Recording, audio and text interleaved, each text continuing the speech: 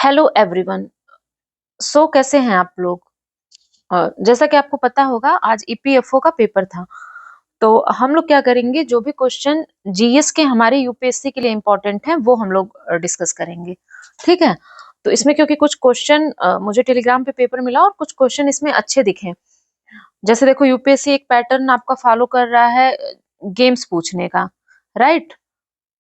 तो ऐसे क्वेश्चन हम लोग देखेंगे। यहाँ मैंने टिक कर दिया है कौन से क्वेश्चन है। 30 से 35 क्वेश्चन है जो जीएस के हैं। सो बढ़ते हैं आगे। एक बार आप पहले पेपर देख लो।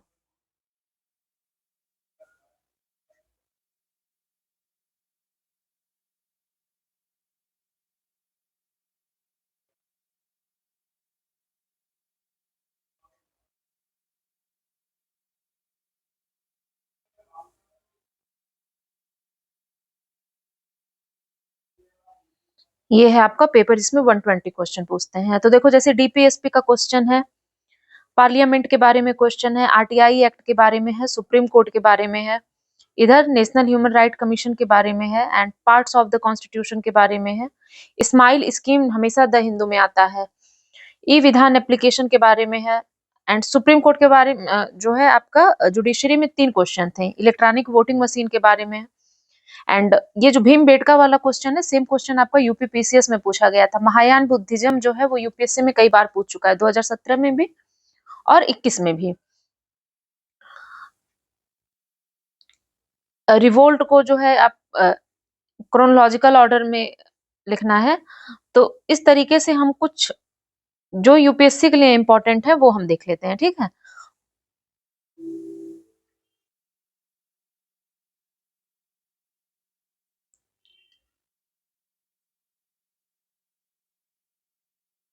तो ये आपका पेपर था।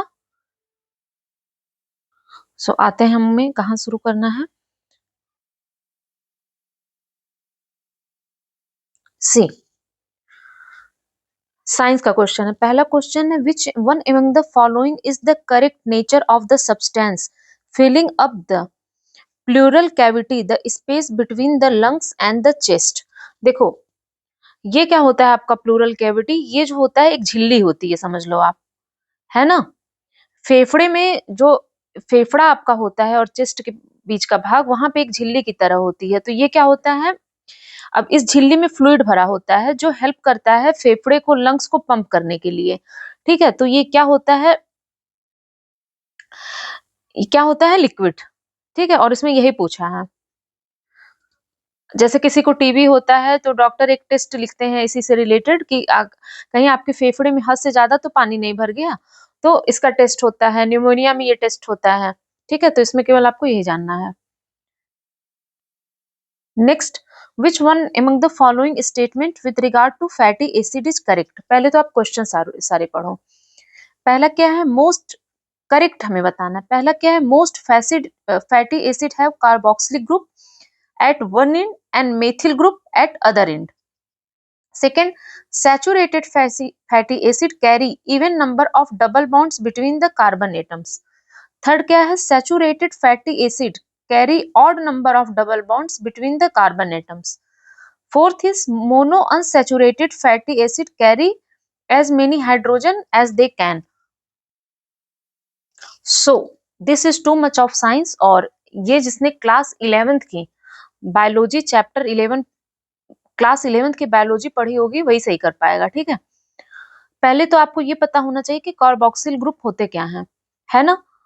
देखो, कोई भी फैटी एसिड जो होता है उसमें होता है एक कार्बोक्सिल ग्रुप COOH। ठीक है।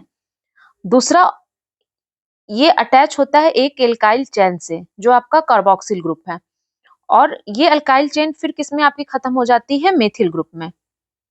ठीक है। तो इसका मतलब क्या है, ये पहला क्या कह रहा है कि most fatty acid have carboxylic group at one end and the methyl group at another. तो इसका मतलब पहला सही है। तो यही तो पूछ रहा है कि करेक्ट क्या है, लेकिन हम लोग देखेंगे कि बाकी स्टेटमेंट गलत क्यों है। सेकेंड कह रहा है, saturated fatty acid carry even number of double bonds between the carbon atom. C, जो सैचुरेटेड, देखो सैचुरेटेड फैटी एसिड क्या होते हैं, पहले तो आपने जान लिया कि फैटी एसिड क्या होते हैं, है ना। एल्काइल चेन जो है वो एक तरफ आपका कार्बोक्सिल ग्रुप से जुड़ी हो, एक तरफ आपका मेथिल ग्रुप से जुड़ी हो, तो इसे फैटी एसिड कहते हैं। सैचुरेटेड होंगे, अनसैचुरेटेड होंगे। तो सैचुरेटेड फैटी एसिड क्या होते हैं, जिनमें कोई भी डबल बॉन्ड नहीं होता है, वो क्या होते हैं आपके सैचुरेटेड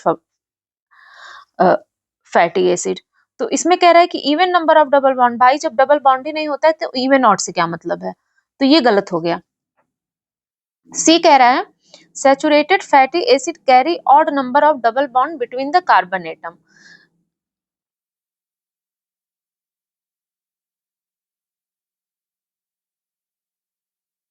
देखो अभी हमने जाना कि सैचुरेटेड क्या होते हैं, उनमें डबल बॉन्ड ही नहीं होता, तो ऑड और इवन से तो मतलब ही नहीं है, ठीक है। Fourth one is mono unsaturated fatty acid carry as many hydrogen as they can. C fatty acid जो होता है, एक डबल बॉन्ड के साथ जो फैटी एसिड होते हैं उन्हें हम क्या कहते हैं, एक डबल बॉन्ड, ठीक है। तो एक डबल हुआ तो इसे हम क्या कहते हैं, मोनो अनसैचुरेटेड फैटी एसिड। तो अगर ये एक डबल बॉन्ड के साथ है तो इसमें हाइड्रोजन होंगे। अगर मान लो सी डबल ये है तो इसमें हाइड्रोजन कहाँ से आ गया, तो molecule with a double bond cantt have the maximum possible hydrogen, ठीक है। तो ये भी आपका हो गया गलत, सो आपका हो गया फर्स्ट सही है। Next, which one among the following are the primary reactant of photochemical smog. ये आप फोटोकेमिकल स्मॉग जो है वो इन्वायरमेंट के लिए, इकोलॉजी और इन्वायरमेंट के लिए इंपॉर्टेंट है। सो पूछ रहा है कि फोटोकेमिकल स्मॉग के प्राइमरी रिएक्टेंट कौन कौन से हैं, है ना। पहला sulphur hexafluoride and soot, carbon monoxide and ozone, nitric oxide and unburnt hydrocarbon, peroxy radicals and सब ऑक्साइड्स। तो फोटोकेमिकल स्मॉग होता क्या है, ठीक है। स्मॉग धुआं, सुबह सुबह जब आप टहलने जाते होगे तो देखते होगे कि बिल्कुल धुंधला दिखता है, और आपको पता भी होगा दिल्ली में इस समय पॉल्यूशन है। तो देखो फोटोकेमिकल स्मॉग क्या होता है, एक ऐसा स्मॉग, धुंध। स्मॉग जो है वो एक प्रकार का एयर पोल्यूशन है, जब धुंधला सब कुछ दिखता है, ठीक। तो फोटोकेमिकल का क्या मतलब हो गया, फोटो का मतलब हो गया कि ये रिलेटेड है आपका फोटॉन से, ये रिलेटेड है आपका सन की एनर्जी से। तो फोटोकेमिकल स्मॉग आपका क्या होगा, एक ऐसा स्मॉग जो प्रोड्यूस होता है कब, विच प्रोड्यूस व्हेन सन से, आपको पता है कि अल्ट्रावायलेट लाइट आती है, तो जब जो अल्ट्रावायलेट लाइट है ना, इसे शायद पराबैंगनी किरणें कहते हैं, तो सन से जो अल्ट्रावायलेट लाइट आ रही है ये रिएक्ट करेगी किसके साथ, नाइट्रोजन ऑक्साइड के साथ इन द एटमॉस्फेयर, ठीक। अब ये होता है आपका ब्राउन हेज, एंड मॉर्निंग और आफ्टरनून के समय में ये ज्यादा एक्टिव होता है। तो फोटोकेमिकल स्मॉग बनता कैसे है, देखो ऑटोमोबाइल जैसे, जो भी ऑटोमोबाइल है, गाड़ियां चल रही हैं, ये सब जो है ये क्या है आपके लार्जेस्ट सोर्स है, इसके कोल फायर्ड पावर प्लांट जो है वो लार्जेस्ट सोर्स है, ठीक है। तो ये क्या करते हैं, ये पॉल्यूटेंट को प्रोड्यूस करते हैं ताकि ये फोटोकेमिकल स्मॉग को प्रोड्यूस कर सकें। जब सुबह ढेर सारी लोग अपने व्हीकल चला रहे होते हैं तो उनके कार के इंजन में क्या प्रोड्यूस होता है, बताओ। वहां प्रोड्यूस होता है आपका नाइट्रोजन ऑक्साइड्स, ठीक। अब ये जो नाइट्रोजन के ऑक्साइड हैं ये जाते हैं एटमॉस्फेयर में, और ये नाइट्रोजन के ऑक्साइड जब एटमॉस्फेयर में जाएंगे तो आपको पता होगा कि एटमॉस्फेयर जो है उसमें वाटर भी है, तो ये नाइट्रोजन के ऑक्साइड एटमॉस्फेयर में जाके वहां के वाटर से रिएक्ट करेंगे, ठीक है। तो वाटर ने नाइट्रोजन ऑक्साइड के साथ क्या किया, रिएक्ट किया, जो लोगों के व्हीकल में से निकला है। अब ये वाटर और नाइट्रोजन ऑक्साइड मिलके क्या बनाएंगे, नाइट्रिक एसिड, है ना। या अगर इन्होंने सनलाइट के साथ रिएक्ट किया तो ये सिंगुलर ऑक्सीजन एटम बनाएंगे। और ये आपको पता होगा ओजोन क्या है, जब सिंगुलर ऑक्सीजन एटम जो है वो वायुमंडल के ऑक्सीजन O2 के साथ अगर रिएक्ट करता है तो ये बनाता है आपका ओजोन।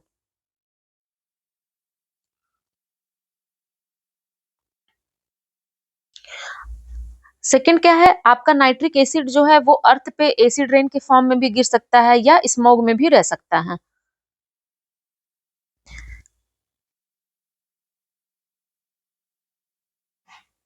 अब फोटोकेमिकल स्मॉग आपका बना किसका होता है, ओजोन का, है ना। ये जो ओजोन आपका बना, नाइट्रिक एसिड जो बना,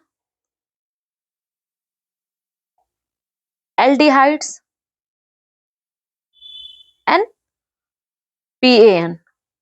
तो इसमें पूछ रहा है कि प्राइमरी रिएक्टेंट कौन है, तो पहले कौन बना, नाइट्रिक ऑक्साइड, है ना। तो इसका हो जाएगा आपका सी सही। Next question number 27, which one among the following is known as carbolic acid. तो देखो ये सब जो है ना 11th-12th की साइंस है, ठीक है। तो फिनॉल जो होता है आपका C6H5OH, ठीक है, ये फिनॉल जो होता है इसी को कार्बोलिक एसिड कहते हैं, और इसी को एक और नाम से जाना जाता है बेंजेनॉल। इसका मतलब ये एक एरोमेटिक ऑर्गेनिक कंपाउंड है, ठीक है। तो इसमें पूछ रहा है कि विच one among the following is carbolic acid, phenol. Next, which one among the following is primary which one among the following is the primary commercial use of amine। पढ़िए, आपको स्टेटमेंट पढ़िए सारे। पहला है एक्सप्लोजिव, विस्फोटक बनाने में, मेडिसिन और फाइबर की सिंथेसिस में, development of batteries and stem cell therapy. तो देखो ये भी आपका एनसीईआरटी का है। जो एमाइंस का जो उपयोग होता है वो मेडिसिन और फाइबर के सिंथेसिस में होता है, ठीक है, कॉमर्शियल यूज जो होता है। नेक्स्ट 28वें का हो जाएगा आपका बी। ये सब कंप्यूटर के क्वेश्चन है तो ये करने नहीं है। नेक्स्ट हमारा आ गया क्वेश्चन नंबर 34। अच्छा, एमाइंस होता क्या है ये तो जान लो। अमाइन क्या होता है, अमोनिया के डेरिवेटिव। इसे हम मान सकते हैं कि अमोनिया के जो डेरिवेटिव हो गए। फॉर एग्जाम्पल ये आपका हो गया CH3NH2, है ना, CH3N CH3 तो ये जो है ये क्या है, आपके अमाइंस हैं। और नेक्स्ट क्वेश्चन में, which one among the following is primary environmental concern associated with permafrost thawing in the Arctic। तो स्टेटमेंट पढ़िए आप सारे।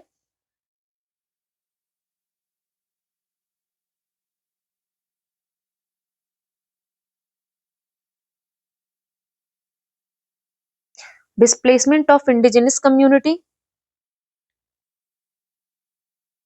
Release of methane and carbon dioxide, spread of invasive species, increase of ultraviolet radiation. तो पहले तो आप ये जान लो कि परमाफ्रॉस्ट क्या होता है, थाविंग क्या होता है, ठीक है।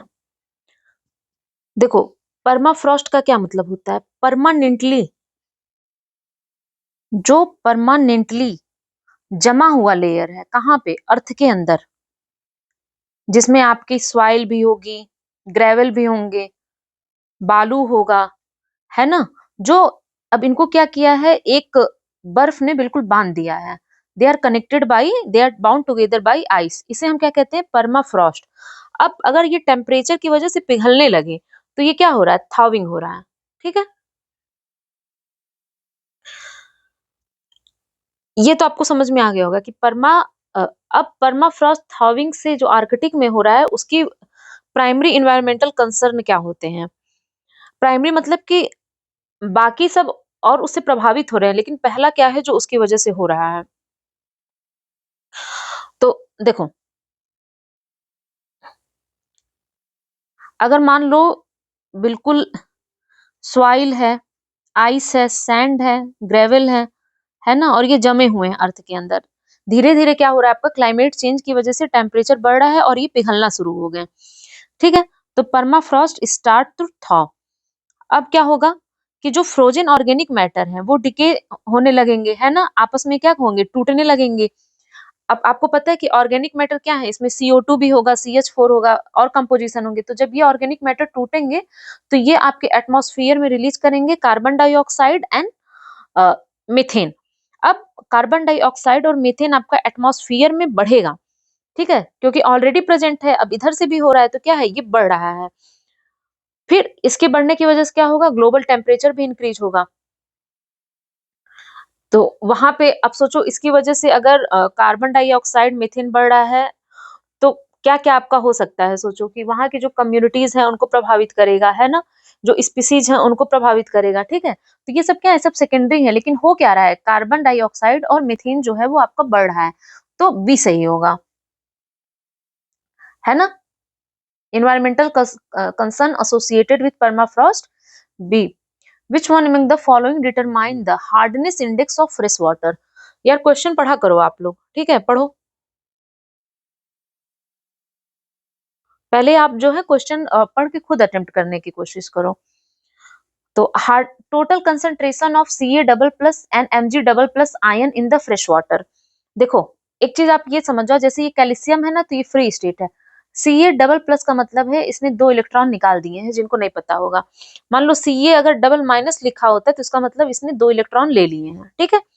उसी तो हार्डनेस इंडेक्स फ्रेश वाटर की कैसे पता चलती है, total concentration of Ca double plus and Mg double plus in fresh water, difference of the pH value of the fresh water with respect to sulphuric acid. ये आप जान जाओ, acid rain जो होता है ना वो पीएच वैल्यू से पता किया जाता है, एसिड और बेस जो है वो पीएच वैल्यू से पता किया जाता है, तो हार्डनेस से उसका लेना देना नहीं है, ठीक है।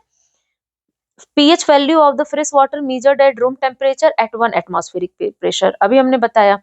Molar ratio of D2U, D2O क्या होता है, देखो हाइड्रोजन जो होते हैं ना, इसके 3 जो होते हैं आपके आइसोटोप होते हैं, ठीक है, समस्थानिक। तो आपका होता है आपका प्रोटियम, ड्यूटेरियम, टाइटेरियम, तो D2O क्या है, वो सेकंड वाला है। देखो किसी फ्रेश वाटर का जो हार्डनेस इंडेक्स होता है वो एक स्केल होता है जो क्लासिफाई करता है कि वाटर की हार्डनेस किस वजह से हो रही है। स्पेशली ये किस वजह से होता है, अगर हम कंसंट्रेशन देखते हैं Ca double plus and Mg double plus का फ्रेश वाटर में, तो उसकी वजह से जो है हम हार्डनेस इंडेक्स निकालते हैं। और ये आपका एनसीईआरटी में भी कि हार्डनेस ऑफ वाटर हम कैसे पता करते हैं, ठीक है। तो ये आपका 35 का ए हो जाएगा। ये सब आपका ऑडिटिंग एंड अकाउंटिंग जो ईपीएफओ का है वो है, तो जो लोग ईपीएफओ का दिए हैं पेपर वो अपने हिसाब से देखें। हम लोग इसको डिस्कस कर रहे हैं आने वाली यूपीएससी एग्जाम के लिए जो मई में है 2026 के लिए। तो हम लोग अपने जो भी क्वेश्चन हमारे लिए इंपॉर्टेंट है हम वो देखेंगे। नेक्स्ट क्या है, Shri Jatin Goswami a Padma Bhushan awardee in year 2025 is an exponent of which one among the following dance form. Bharatanatyam, सत्रीय,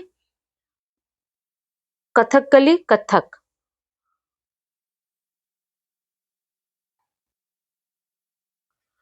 तो श्री जतिन गोस्वामी किससे रिलेटेड है, ये रिलेटेड है आपके सत्तरिया डांस से, ठीक है। ये डांस ओरिजिनेट हुआ था आपका in Sattra monastery as a part of neo Vaishnavite movement, जो स्टार्ट किया गया था श्रीमंत शंकर देव इन आसाम। और इन्होंने ही आपका प्रपोज किया था क्या, एक शरण नाम धर्मा, मतलब कि नाम name of the one god, ठीक है। तो इसका बी सही हो जाएगा। Two Indian servicemen were posthumously, मतलब इनको मरणोपरांत दिया गया है क्या, डैग हैमर्स, क्या प्रोनाउंस करते हैं इसे आप देख लेना, डैग हैमर्स gold medal in year 2025 by which one among the following international organisation. ये आपकी बहुत पुरानी कह सकते हैं, मई 2025 की न्यूज है, ठीक है। तो जो 2 इंडियन सर्विसमैन है उनका नाम जान लो आप, अगर किसी एग्जाम में नाम पूछ लेता है, कि एक है ब्रिगेडियर अमिताभ झा जो अटैच थे आपके यूनाइटेड नेशनल डिसएंगेजमेंट ऑब्जर्वर से, ठीक है। और ये क्या कर रहे थे, ये सीज फायर अरेंजमेंट देख रहे थे इन गोलन हाइट्स। सेकंड है आपके हवलदार संजय सिंह, ठीक है। तो अमिताभ और संजय ये 2 नाम आपको याद रखने हैं, जो डिप्लॉयड थे with United Nation stabilisation mission in Democratic Republic of Congo, ठीक है। तो इन दोनों को अवार्ड मिल रहा है, कौन सा, डैग हैमरस्कोल्ड 2025 में किस ऑर्गेनाइजेशन के द्वारा? United Nation organisation. तो इसमें आपका हो जाएगा पहला सही। ये है क्या अवार्ड? इसे इस्टेब्लिश किया गया है आपका United nation security council resolution के द्वारा इन 1997 में, और जो सेकंड आपके सेक्रेटरी जनरल थे यूएनएससी के, उनके नाम पर पड़ा हुआ है। ठीक है, और ये मेडल जो है वो एनुअली अवार्ड किया जाता है मिलिट्री, पुलिस और सिविल पर्सनल को जो United nation peace keeping operation में अपनी जान गंवा देते हैं सर्व करते वक्त। तो इसमें यही जानना है आपको। 68 space exploration technology corporation is commonly known as SpaceX. Falcon is a space vehicle developed by SpaceX, whereas Dragon is a space vehicle developed by NASA. तो इसमें तो कुछ करना नहीं है, पता है आपको, दोनों सही है। ठीक है, फैल्कॉन जो है वो SpaceX का है, ड्रैगन है नासा का, और स्पेस एक्सप्लोरेशन टेक्नोलॉजी कॉर्पोरेशन को ही SpaceX कहते हैं। नेक्स्ट ये देखो, आपका गेम्स जितने भी हुए हैं ना, जैसे ये जो आपका चेस वाला हो रहा है, दिव्या देशमुख न्यूज में थी अभी, है ना, और लास्ट ईयर डी गुकेश का आया था। ठीक है, तो आप लास्ट 1 ईयर के जो इम्पोर्टेंट गेम हो रहे हैं जिसमें इंडिया अच्छा परफॉर्म कर रहा है और जिसकी मेजबानी इंडिया करेगा, या इंडिया में अभी कॉमनवेल्थ न्यूज में चल रहा है ना, किसे चुना गया है कॉमनवेल्थ के लिए? अहमदाबाद को, कमेंट में बताइए। ठीक है, तो ये सब आप 1 ईयर का गेम प्रिपेयर करके जाओ। Which of the following statement relating to 2026 FIFA men's football world cup is correct? USA, Mexico and Canada will jointly host the event. 48 teams shall participate in the event. तो इसमें आपका पहला क्या है कि USA, Mexico and Canada will jointly host the event. Second है 48 team. देखो, ये पहला 2026 का जो एडिशन है फीफा वर्ल्ड कप का, ये पहला एडिशन है जिसमें 48 टीम पार्टिसिपेट करेगी। ठीक है, तो ये सही है।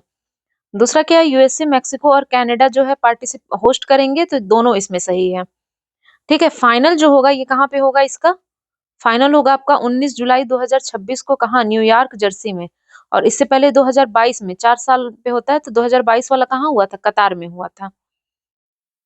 ठीक है, नेक्स्ट इसको देख लेते हैं। क्वेश्चन है, zero defect zero effect is an initiative of which one among the following ministries of government of India? तो क्वेश्चन पढ़िए। Ministry of heavy industries, ministry of education, MSDE and MSME। देखो MSME sorry, zero defect zero effect क्या है? ये एक आपका certification scheme है। किसके द्वारा लॉन्च किया गया? सर्टिफिकेशन स्कीम है launched by Indian government to promote the manufacturing of high quality products with minimum environmental impact.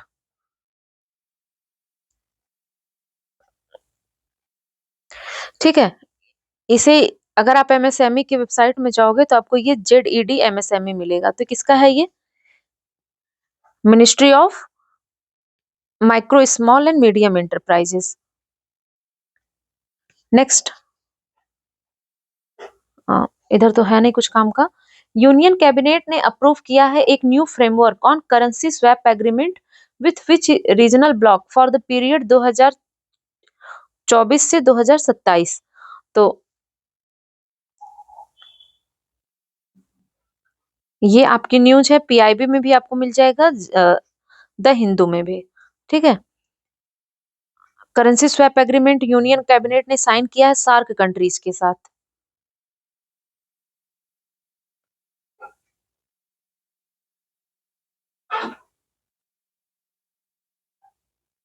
तो आपका ए हो जाएगा। नेक्स्ट, इधर तो है नहीं कुछ, आ जाओ नीचे, जल्दी चलते हैं। Consider the following statement regarding social protection in India. पहला क्या है? वर्ल्ड, पहला पढ़िए, the world social protection report 2024 से 26 रिलीज्ड बाय। तो पहले तो ये जान लो कि ये पूछा गया कि वर्ल्ड सोशल प्रोटेक्शन रिपोर्ट कौन रिलीज करता है। ठीक है, तो इंटरनेशनल लेबर ऑर्गेनाइजेशन रिलीज करता है। इसने ये कहा है कि इंडिया का जो सोशल प्रोटेक्शन है वो डबल हो गया है बढ़ा है कितना, 2021 में जितना था 2024 में उसका दुगना हो गया है। सेकंड क्या है कि ministry of labour and employment estimate that nearly 65% of population जो है इंडिया की, कम से कम 100 में से 65 लोग ऐसे जो हैं जो कवर्ड है by at least one form of social protection whether in the cash और in kind through the central government scheme. देखो, जो सोशल प्रोटेक्शन कवरेज 2024 में था वो 24.4% था, अब बढ़ के 48.8% हो गया है, तो दुगना हुआ ना, तो पहली तो बात सही है। इसमें कुछ गवर्नमेंट स्कीम जैसे कि आयुष्मान भारत योजना हो गया, प्रधानमंत्री गरीब कल्याण योजना हो गया, ये सब इंक्लूडेड है। इसमें सेकंड भी सही है, ठीक है, ministry of labour and employment वाला। ये कब की न्यूज है आपकी, फरवरी 2025 की, और ये आपको जो है द हिंदू में मिल जाएगा, ठीक है। तो इसमें आपका हो जाएगा both 1 and 2। Classification of MSME is based on which of the following factor: annual turnover, number of worker, investment in plant and machinery or equipment। Easy है, ये तो आपको पता ही होगा। एमएसएमई का क्लासिफिकेशन दो चीजों पे बेस्ड होता है, इन्वेस्टमेंट पे और टर्नओवर पे, है ना। 1 अप्रैल 2025 से जो है गवर्नमेंट ने इसे रिवाइज कर दिया था। तो देखो, एमएसएम माइक्रो स्मॉल मीडियम, ठीक है। तो अगर हम इन्वेस्टमेंट देखेंगे 2025 के बाद,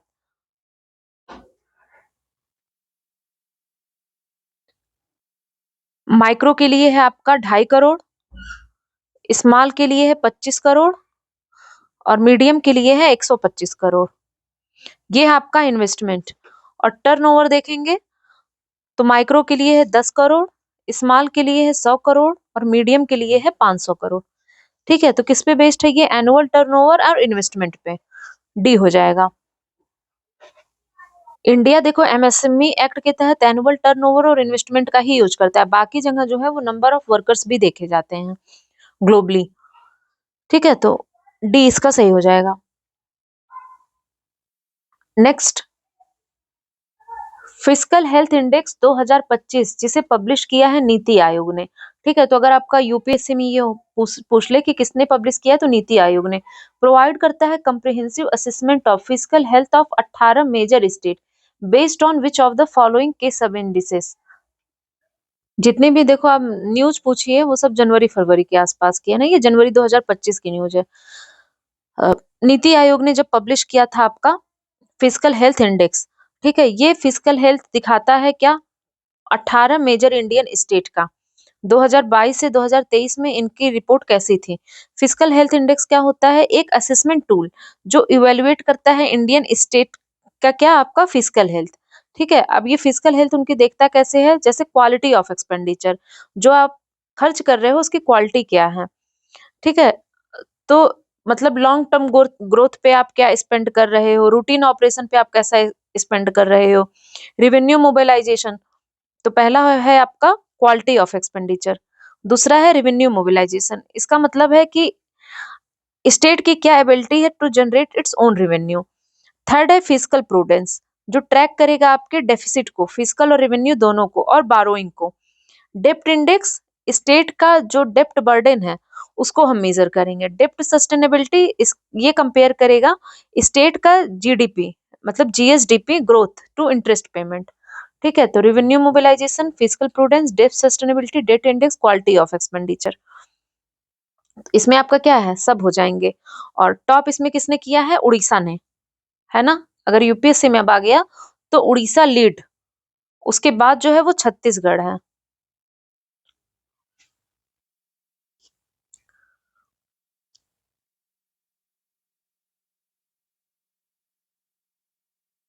ठीक है, 93 का आपका हो गया D. Contribution of services sector in GVA at current prices in Indian economy is estimated to be. तो 2025 की ये न्यूज है कि टोटल जीवीए जो है वो कितना 50.6% से बढ़ के कितना पहुंच गया है 2025 में, 55%, ठीक है। इसमें कुछ जानना है नहीं, डी सही है।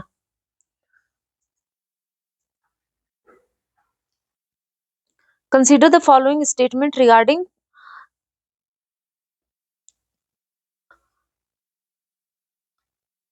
Consider the following statement regarding Pradhan Mantri Mudra Yojana. The average ticket size of loan disbursed has more than doubled between 2016 financial year and financial year 2025. Since its launch in 2015, Maharashtra has recorded the highest disbursal among state. तो प्रधानमंत्री मुद्रा योजना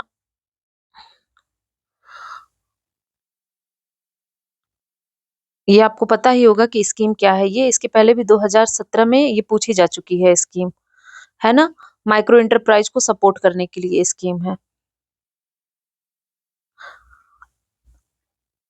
अभी देखो 2025 में क्या हुआ है, इसके 10 साल पूरे हो गए हैं, ठीक है? नाउ इसमें क्या कह रहा है कि average ticket size of loan disbursed has more than doubled between 2016 and 2025। देखो ये डबल नहीं ट्रिपल हो गया है। और मुद्रा में लोन में जो है सबसे ज्यादा बेनिफिशियरी क्या है, वीमेन है। 68% वीमेन बेनिफिशियरी हैं। और लीड इसमें कौन करता है, आपका तमिलनाडु लीड करता है, उसके बाद उत्तर प्रदेश, फिर कर्नाटका। ठीक है, तो सेकंड भी गलत है और फर्स्ट भी गलत है, तो नाइदर वन नॉट ट्रू। थोड़ा सा आप पीएम मुद्रा योजना यूपीएससी के हिसाब से जान लो, है ना? तो प्रधानमंत्री मुद्रा योजना क्या है आपकी? ये एक स्कीम है जो लॉन्च हुई थी आपकी 8 अप्रैल 2015 में। लोन कितना प्रोवाइड करने के लिए? अप टू 20 लाख उन एंटरप्रेन्योर को जिन्होंने अवेल्ड किया है एंड सक्सेसफुली रिपेड कर दिया है previous loan under the Tarun category. अब इन्हीं लोन्स को हम क्या कहते हैं, मुद्रा लोन्स अंडर प्रधानमंत्री मुद्रा योजना। ये लोन कौन देता है? Commercial bank, regional rural bank, small finance bank, MFI and NBFC. ठीक है, तो बारोवर जो है वो किसी भी इसमें से इंस्टीट्यूशन को अप्रोच कर सकता है। और 4 इसमें है, देखो पहले शिशु, किशोर और तरुण था, अब तरुण प्लस भी हो गया। 4 प्रकार के लोन है, ठीक है? तो बस इसमें आपको ये जानना है, कुछ छूटा तो नहीं ना? चलो,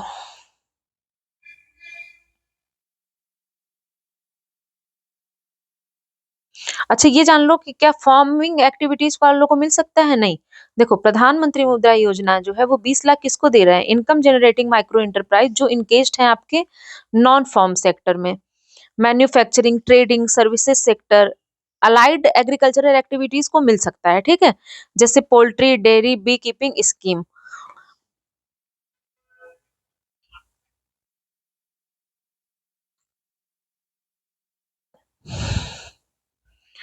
तो ये हो गया। नेक्स्ट, निष्ठा क्या है? निष्ठा और पीएम पोषण, पढ़िए क्वेश्चन। निष्ठा is an integrated teacher training program that has been extended to cover teachers at all stage of school education.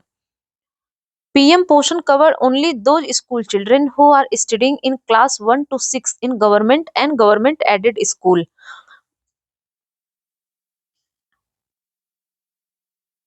पहले तो ये जान लो इसमें क्या कह रहा है, teacher at all stage of school education. देखो निष्ठा स्कीम क्या है? निष्ठा का मतलब होता है national initiative for school heads, national initiative for school heads and teacher holistic advancement. ये एक स्किल और नॉलेज इंप्रूविंग प्रोग्राम है। किसके लिए? टीचर और प्रिंसिपल के लिए। कब लॉन्च हुआ था? 2019 में। किसने किया था? एजुकेशन से रिलेटेड है तो generally ministry of education. Goal क्या है इसका? इम्प्रूव करना quality of elementary school education को and provide the teacher with necessary training. किसमें? चाइल्ड डेवलपमेंट में, पेडागोगी में एंड आईसीटी में। तो ऑल स्टेज नहीं है, एलिमेंट्री है, ठीक है? पहला गलत हो गया।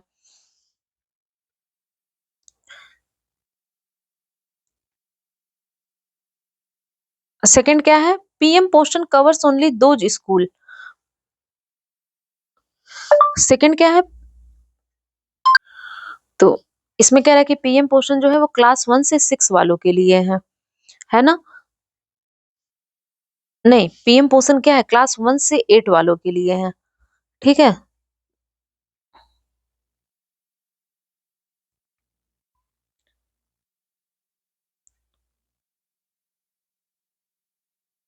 तो इसमें आपका दूसरा भी गलत हो जाएगा, तो ये हो जाएगा आपका, पहले ये पीएम पोषण को हम क्या कहते थे, national programme for mid day meal इसको, ठीक है। तो ये एक पीएम पोषण क्या है आपका, सेंट्रली स्पॉन्सर्ड स्कीम है जिसमें हॉट कुक्ड मील प्रोवाइड किया जाएगा government and government aided school में 2021 से 22 से लेके 2025 से 26 तक। इसमें हर एक स्कूल चिल्ड्रन कवर किए जाते हैं क्लास 1 से लेके 8 तक in government and government aided school. इसी को हम कहते हैं national programme for mid day meal in schools, ठीक है। बस इसमें आपको ये जानना है, तो डी हो गया इसका, ठीक है। अब आ जाओ, okay. India bio economy contribute 4.2% to GDP. Bio ई3 प्रमोट करता है regenerative bio manufacturing and support a circular bio economy aligned with India's net zero goals. देखो बायो इकोनॉमी होता क्या है, फूड एंड एग्रीकल्चर ऑर्गेनाइजेशन के हिसाब से बायो इकोनॉमी का मतलब होता है प्रोडक्शन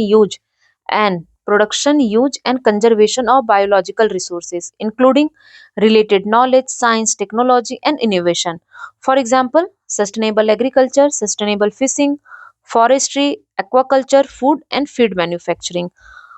पहला क्या कह रहा है, ये जो इंडिया का बायो इकोनॉमी है वो कंट्रीब्यूट कर रहा है 4.5% टू जीडीपी इन इंडिया। इतना एक्यूरेट डाटा रखना टफ है ना, ये स्टेटमेंट सही है, ठीक है।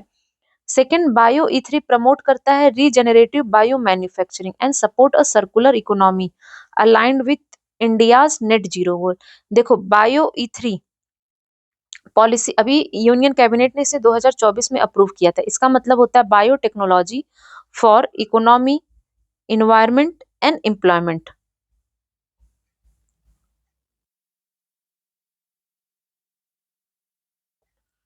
तो ये प्रमोट करता है रीजनरेटिव बायो मैन्युफैक्चरिंग को और काम करता है aligned with India's net zero goals, ठीक है। तो इसमें ये सही है आपका, इसमें हो जाएगा बोथ 1 and 2।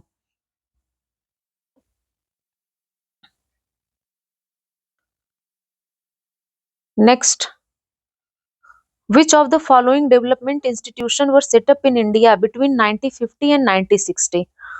तो ये तो याद रहेगा, आप तभी कर पाओगे, है ना, बिल्कुल।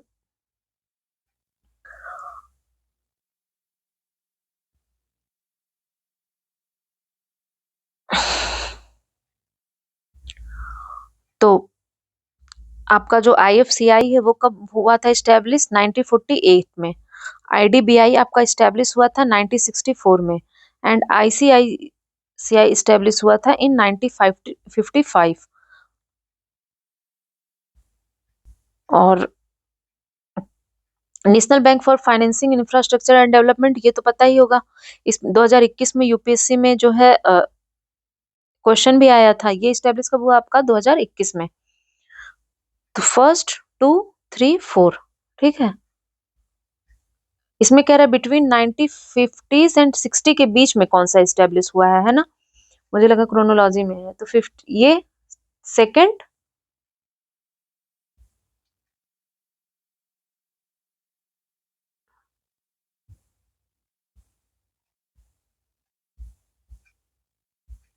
सिक्सटीज में 64 है ना,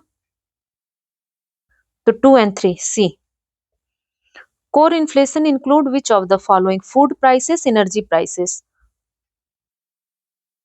कोर इन्फ्लेशन का क्या मतलब होता है, कोर इन्फ्लेशन में जो है हम प्राइस इंक्लूड करेंगे prices of all the good and services in the economy, exclude कर देंगे वोलाटाइल प्राइसेस, जिनका प्राइस जो है क्या बढ़ घट रहा है तेजी से, फूड एंड एनर्जी का, है ना। अब इसमें कह रहा है इंक्लूड क्या होता है, food and energy, no, neither one nor two. चलो हिस्ट्री के तो बहुत अजीब से क्वेश्चन थे, देखते हैं। The rebellions that break out at regular interval against the British authorities in the hill region of Visakhapatnam, popularly known as Godam area, were due to which of the following region? The feudal affinities of the Muttadars with the Bhupati family of Golconda Jamindari, placing the ex-Jamindari family on seat of Golconda, British authority refusal to grant annual maintenance for the Bhupati family. So guys इस question में थोड़ा confusion है, इसको हम लोग छोड़ते हैं अभी। ठीक है। Next, Deccan revolt, Santhal rebellion, Kherwar movement, Rampa rebellion, chronological order में रखना है। तो डीकन रिबेलियन रिवोल्ट की डेट क्या थी? ये आपका कब शुरू हुआ था डीकन राइट? मई 1875 में, है ना, पूना डिस्ट्रिक्ट में शुरू हुआ था। उसके बाद है आपका संथाल रिबेलियन। तो ये सब आपको स्पेक्ट्रम में मिल जाएंगे। संथाल रिबेलियन शुरू हुआ आपका 1855 में और 1856 तक चला था, जिसे संथाल रिबेलियन क्या कहते हैं? संथाल हुल कहते हैं। जो संथाल जो ट्राइब्स थी उन्होंने किया था ये रिबेलियन अगेंस्ट था east India company and zamindari system by Santhals. Next है आपका खेरवार मूवमेंट।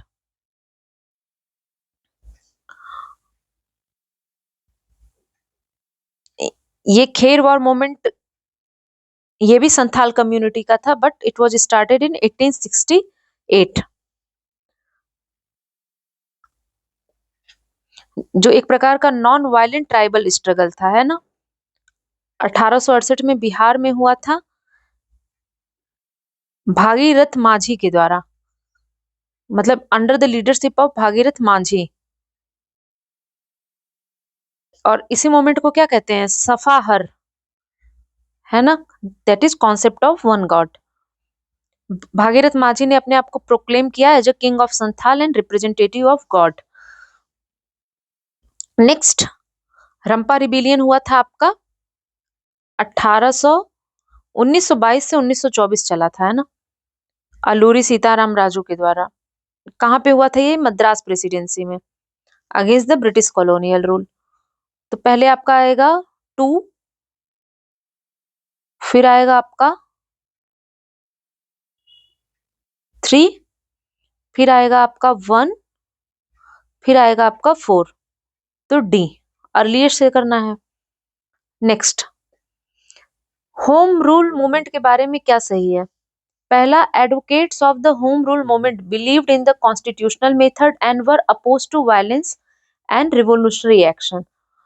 1917 में दो home rule league Lokmanya Tilak और एनी बेसेंट ने एक दूसरे में कोऑपरेशन के साथ काम किया। एनी बेसेंट कन्फाइंड थी बॉम्बे प्रेसिडेंसी तक, जबकि central province and the rest of India जो था वो लोकमान्य तिलक वहां तक कन्फाइंड थे। अटेम्प्ट करिए। तो देखो, होम रूल मूवमेंट के कॉज क्या थे, है ना। जब government of India act 1909 failed हो गया to feel the meet the aspiration of Indians, क्योंकि इसमें क्या थी, कई खामियां थी, है ना। कांग्रेस पार्टी में जो है स्प्लिट हुआ 1907 में, और इम्प्रिजनमेंट भी किसका हुआ था? बाल गंगाधर तिलक का 1908 से 1914 के बीच में। इसकी वजह से जो है होम रूल बना, ठीक है। 1915 में कांग्रेस सीजन हुआ था, दिसंबर 1915 में हुआ था कांग्रेस का सेशन। एंड फिर जो है एनी बेसेंट से प्रभावित होकर होम रूल बना। कब?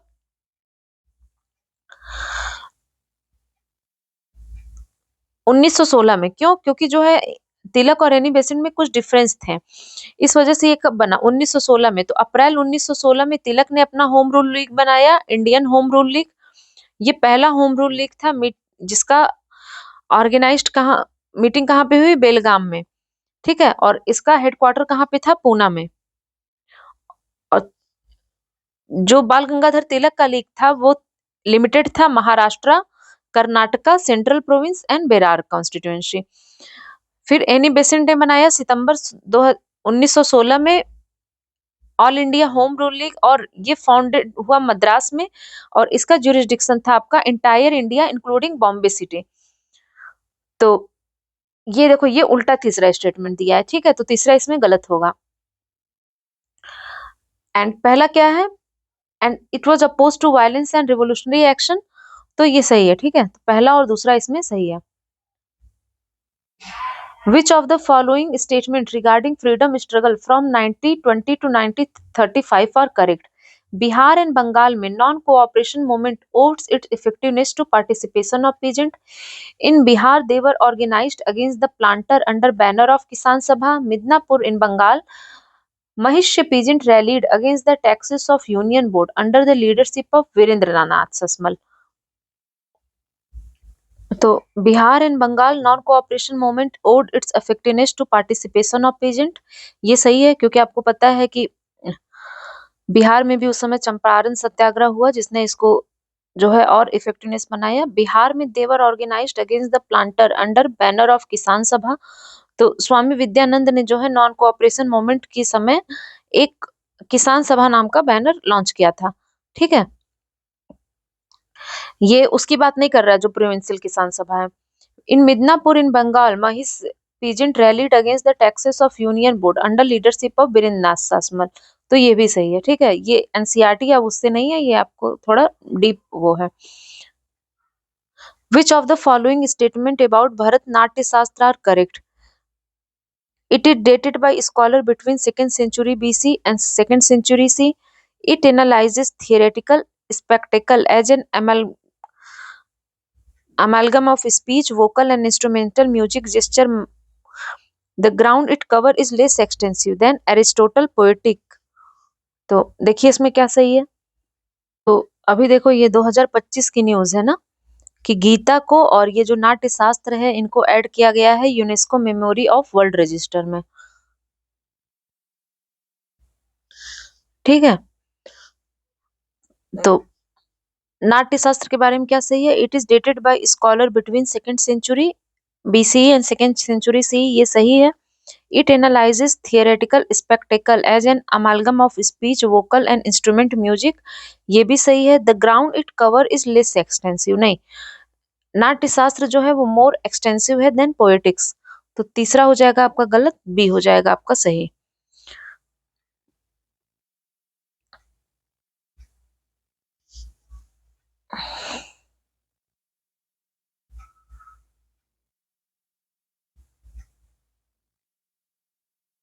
Next, who among the following discovered the rock art of Bhimbetka? So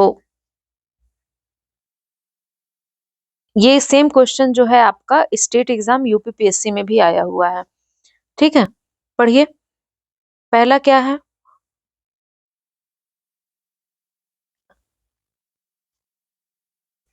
देखो इसका आंसर जान लो, है ना, कंफ्यूज मत हो। रॉक आर्ट ऑफ भीमबेटका वो discovered by Vishnu Shridhar Wakankar in 1957। ठीक है, इसका हो जाएगा आपका सी सही। Which of the following is the correct chronological order in evolution of Indian painting? Mahajanaka Jataka Ajanta, Bhimbetka rock art, ये केव जो है 2025 में यूपीएससी में पूछा था ना, सीतानवासल केव, हेवनली म्यूजिशियन, बृहदेश्वर टेम्पल। तो करेक्ट क्रोनोलॉजिकल इवोल्यूशन देखना है। भीमबेटका रॉक आर्ट पैलियोलिथिक से मेजोलिथिक पीरियड के समय था 10,000 BC, है ना, तो ये अर्लीस्ट है। महाजानक जातका अजंता ये 2nd century BC से 6th century CE तक चला था। सातवाहन से वाकटक पीरियड, है ना। सीतानवासल केव ये 7th century में आया। उसके बाद बृहदेश्वर टेम्पल चोला पीरियड 11th century। तो इसमें आपका हो जाएगा 2134। नेक्स्ट क्वेश्चन है आपका, which one among the following temple is called as black pagoda? Jagannathpuri, sun temple, Kamakhya Devi Guwahati, Kandariya Mahadev temple Khajuraho. White pagoda होता है जगन्नाथ और ब्लैक क्या होता है? Sun temple Konark. ठीक है, इसको देखो एक यूरोपियन सेलर ने जो है इसको काला कलर देख के इसका नाम ब्लैक पगोड़ा कह दिया। ठीक है, which one of the following statement with reference to Mahayana Buddhism is correct? Question पढ़िए। पहला क्या है कि female deities are benevolent saviours and protector who embody Buddhist virtue. Mahayana Buddhism में बहुत सारी फीमेल बोधिसत्व जैसे तारा एंड डाइटीज सर्व करती हैं as saviour, protector and compassionate beings. ठीक है, वो इम्बॉडी किसको करते हैं? करुणा एंड प्रज्ञा। करुणा मतलब कंपैशन, प्रज्ञा मतलब विजडम। पहला सही है। सेकंड, प्रश्न पारमिता टेक्स्ट में knowledge is visualised in feminine form as a deity called Prajna Paramita. प्रश्न पारमिता सूत्रास जो है वो पर्सोनिफाई करता है क्या? Perfection of wisdom as a goddess of Prajna Paramita, a female embodiment of wisdom. Second भी सही है। Prajna Paramita it described as the source of omniscience of all the buddhas and the mother of all the buddhas। ठीक है, तो इसमें तीसरा भी सही है, ए हो जाएगा आपका। चलो कुछ है आपके इसमें पॉलिटी के क्वेश्चन, वो देखते हैं। क्वेश्चन पढ़िए आप। पहला स्टेटमेंट इसमें क्या कह रहा है? Chief justice of India is the highest administrative officer of the supreme court of India. देखो, सुप्रीम कोर्ट की जब आप वेबसाइट पे जाओगे तब ये आपको पता चलेगा, है ना। तो ऐसे क्वेश्चन अगर आपके यूपीएससी प्री में 2026 में ना गलत हो तो आप हमारा प्रोग्राम ज्वाइन कर सकते हो नच, ठीक है, जिसमें आपको मिलेंगे 100 टेस्ट पेपर्स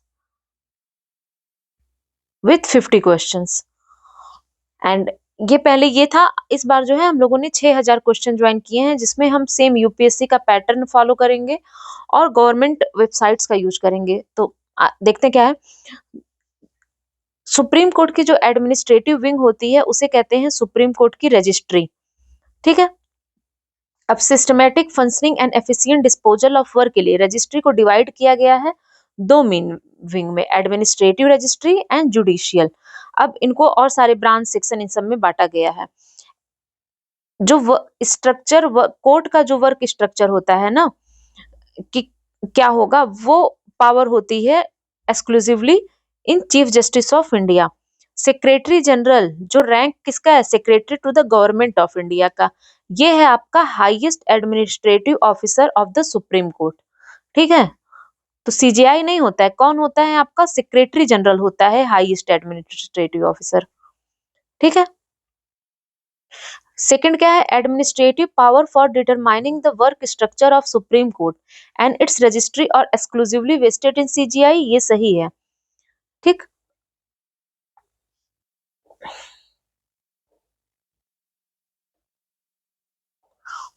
फोर्थ स्टेटमेंट पढ़िए। देखो, आर्टिकल 124 का 7 क्या है? ये कहता है कि अब आर्टिकल 127 ये कहता है कोई भी पर्सन जो सुप्रीम कोर्ट का जज हुआ रहा है, he or she is explicitly prohibited by the constitution from practicing law in any court or before any authority within the India after retirement, ठीक है। तो आर्टिकल 124 का 7 कहता है कि no person who has held the office as जज of supreme court shall plead or act in any court or before any authority within the territory of India. तो this will be wrong. A designated senior advocate of the Supreme Court of India is not entitled to appear in Supreme Court of India without an advocate on record। Supreme court का rule 2013 कहता है कि कोई भी designated जो senior advocate है वो हमेशा एक एडवोकेट ऑन रिकॉर्ड के साथ प्रेजेंट ही होगा। सॉरी, तो ये 4 सही है आपका, ठीक है। तो 2 और 4 क्या है आपके? सही है। तीसरा आपका गलत था, पहला गलत था।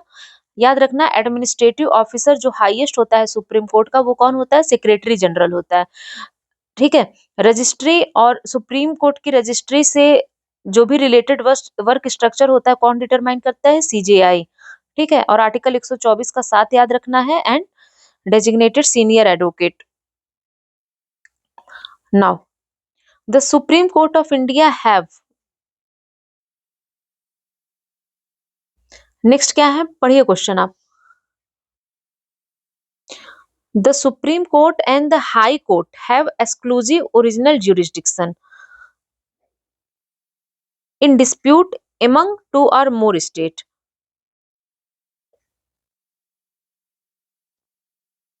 इसमें पहला क्या कह रहा है? Supreme court of India and the high court have exclusive original jurisdiction in dispute Among Us 2 और मोर स्टेट। देखो, सुप्रीम कोर्ट के पास तो के पास तो है exclusive original jurisdiction, but high court के पास नहीं है ना, इट इज नॉट एक्सक्लूसिव।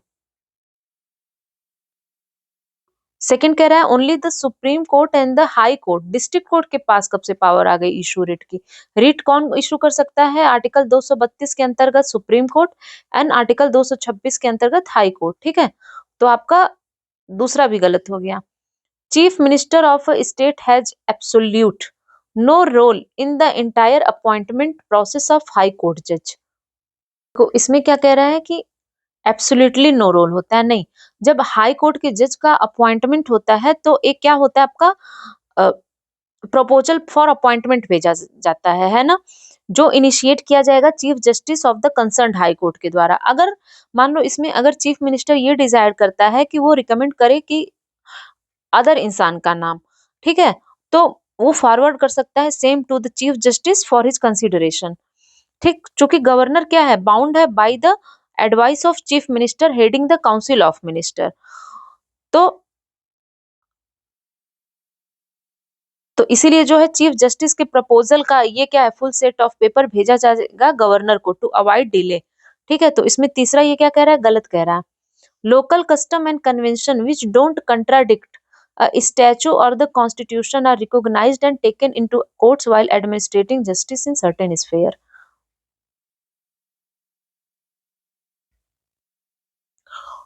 तो ये इसमें केवल सही है। ठीक है, इसमें केवल एक पेयर सही होंगे। लोकल कस्टम एंड कन्वेंशन जो कंट्राडिक्ट नहीं करते हैं स्टैचू और कॉन्स्टिट्यूशन को, are recognised and taken into account by the court while administering justice in the certain sphere. ये स्टेटमेंट आपका सही है। 110 के बाद आ गया आपका consider the following statement regarding EVM in India. पहला क्या है, फर्स्ट यूज ऑफ ईवीएम कब हुआ था? 2004 में, जब ईवीएम को डिप्लॉय किया गया था नेशन वाइड। ईवीएम को सबसे पहले कब यूज किया गया था? केरला के कॉन्स्टिट्यूंसी असेंबली इलेक्शन में 1982 में। ठीक है, ईवीएम क्या है? इलेक्ट्रॉनिक वोटिंग मशीन, जो एक इलेक्ट्रॉनिक डिवाइस है फॉर रिकॉर्डिंग वोट्स। पहला स्टेटमेंट है गलत। चलो, vote are recorded in control unit and VVPAT at exactly the same time. तो सेकंड इसमें है, सही है। 2 PSU कौन कौन बनाता है इसे? Bharat electronic limited and electronic corporation of India has been engaged by ECI to design and manufacture EVM. तो ये सही है आपका। ठीक है, पहला गलत है और सेकंड और थर्ड सही है। 112 विच of the following statement about national e विधान एप्लीकेशन इज करेक्ट। तो नेशनल ई विधान एप्लीकेशन है क्या? ये एक वर्कफ्लो सिस्टम है जो डिप्लॉयड है कहाँ पे? NIC क्लाउड मेघराज, जो हेल्प करता है house of the chair of the house to conduct proceeding of the house. ठीक है, ताकि जो है हाउस में एफिशिएंटली सब कुछ हो पेपरलेस मैनर में। ये क्या है? डिवाइस न्यूट्रल है ना, और मेंबर सेंट्रिक एप्लीकेशन है। ठीक है, किसने बनाया है इसे? नेशनल इंफॉर्मेटिक्स सेंटर ने। बेस्ड है on the principle of one nation one application. ठीक है, तो पार्लियामेंट्री सेक्रेटेरिएट गलत हो जाएगा, थर्ड गलत है आपका। सॉरी, थर्ड गलत है, 1, 2 एंड 4 है। ठीक है, इसका बी होगा। Mission mode project under DIP of government of India application is based on the principle of one nation one election. Core aim is for end-to-end digitalization of all the function of state legislature।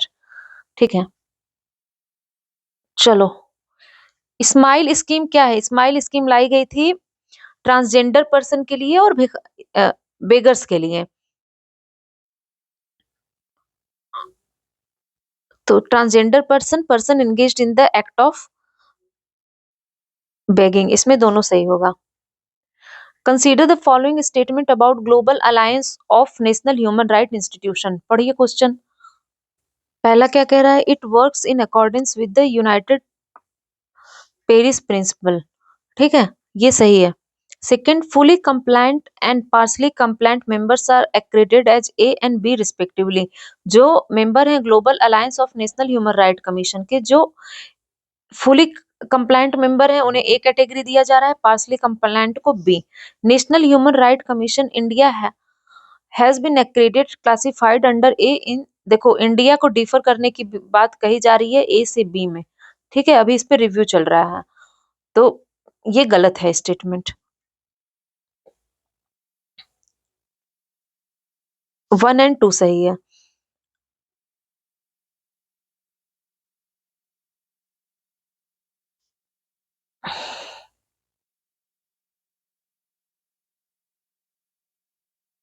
See guys, इसको correct कर लेना आप। अभी NHRC में जो है deferment की बात चल रही थी, तो मार्च 2026 तक क्या है, बात की गई है कि एनएचआरसी जो है वो ए पोजीशन अपनी बना के रखेगा, ठीक है। तो इसमें हो जाएगा आपका 1 2 3 आंसर, 1 2 3 तीनों सही।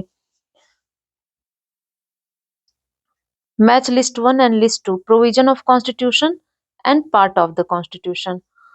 पढ़िए एंड अटेम्प्ट करिए इसको। तो provision related to parliament, part 5 of the constitution, जो कवर करता है आर्टिकल 79 टू 122, ठीक है।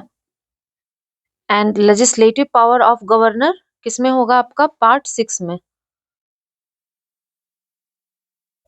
And borrowing by the government of India, article 292 under part 12 of the constitution, है ना। तो ए गया आपका, ए का हुआ 4 and legislative power of governor part 6, B गया आपका 1 में, borrowing by government of India, C गया 3 में। तो ए का 4, बी का 1, सी का 3, कोऑपरेटिव सोसाइटी 9 बी पता ही होगा, डी हो गया। मेंबर ऑफ जीएसटी काउंसिल कौन नहीं होता है, देखो यूनियन फाइनेंस मिनिस्टर मेंबर होता है, वही चेयरमैन होता है, और यूनियन मिनिस्टर ऑफ फाइनेंस भी, स्टेट फाइनेंस भी होता है, minister nominated by each state government, prime minister नहीं होता है member. Which of the following statement with reference to RTI act is correct.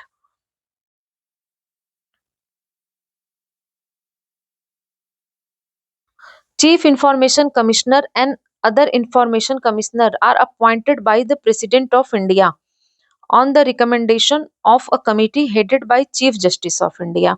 क्या कह रहा है कि CIC और IC जो है इन्हें अपॉइंट कौन करेगा, president, and on the recommendation of committee headed by CJI। तो पहले हम इसे देखते हैं,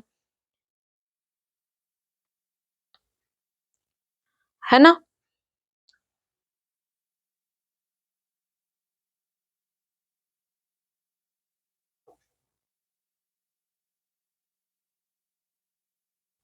तो सेंट्रल एंड जो आपके चीफ इंफॉर्मेशन कमीशन है,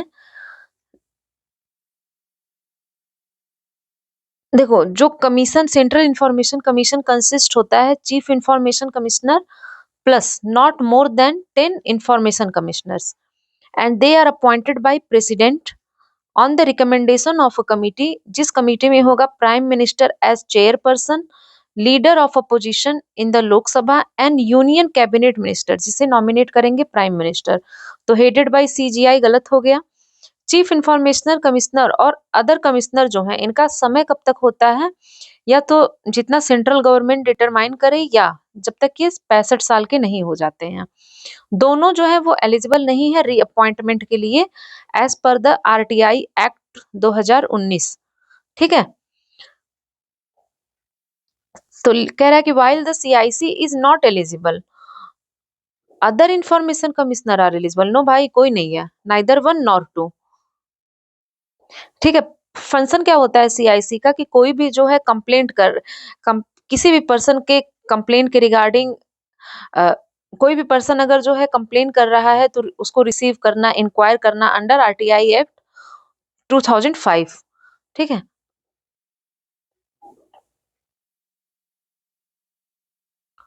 विथ रेफरेंस टू, अब देखो consider the following statement with reference to constitution of India, parliament can make laws on the matter enumerated in the union list and the concurrent list. Parliament can make laws on any matter not enumerated in the concurrent list और state list.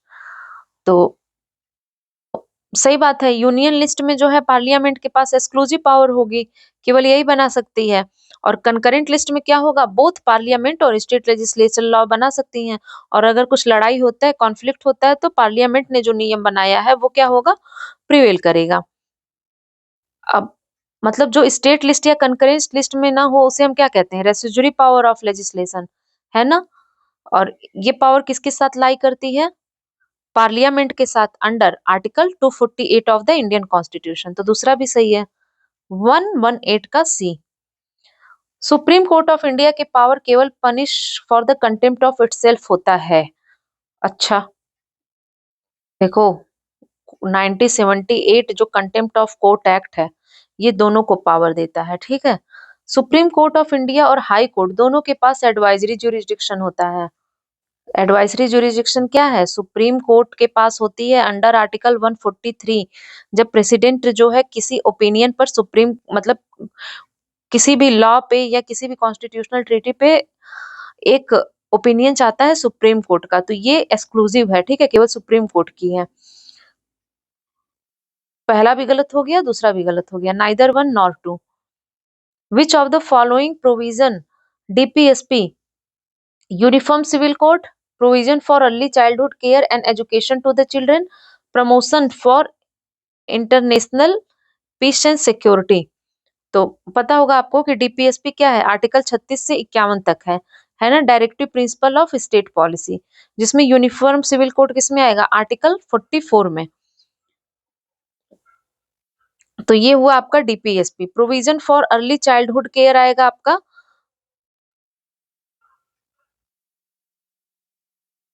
Article 45, है ना, ये भी DPSP में आएगा। और promotion of international peace and security, ये 2017 में भी पूछा जा चुका है।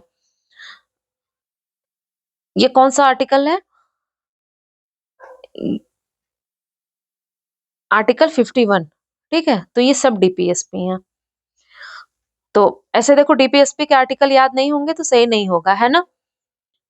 बाकी थोड़ा सा आप लोग गूगल करके वेबसाइट वगैरह से पढ़िए, तो उससे क्वेश्चन सही होंगे। और कोई डाउट हो तो 8899707570, ठीक है, द कॉन्सेप्चुअल आईएएस पे आप बात करें। Thank you very much and पढ़ते रहिए। Bye bye.